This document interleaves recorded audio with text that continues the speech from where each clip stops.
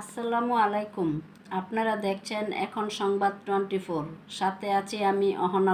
ওসমান হাদি হত্যার বিচারের দাবিতে রাজধানীর শাহবাগ মোড় অবরোধ, শিক্ষার্থী জনতার ঢল নেমেছে।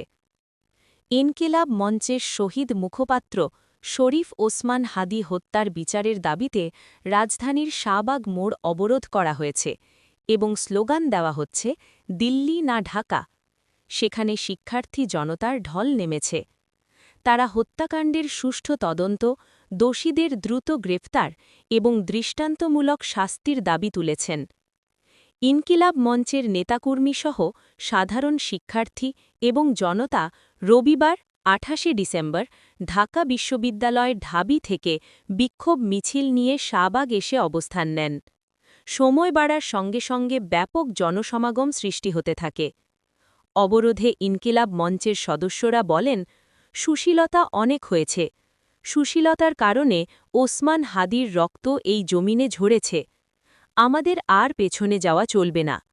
আমাদের এই রাজপথ শহীদের রক্তের বদলা নেওয়ার জন্য। যতক্ষণ পর্যন্ত সরকারের যারা উপদেষ্টা তারা এখানে এসে জনগণের সামনে না দাঁড়াবেন, ততক্ষণ পর্যন্ত আমরা এ জায়গা ছেড়ে যাব না।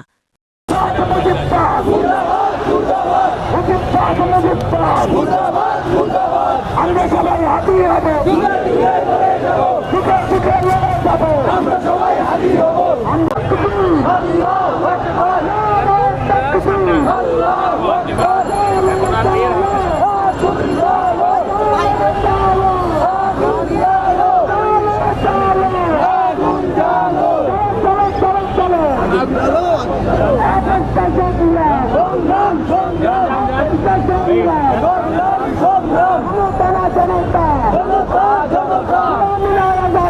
আজাদি আজাদি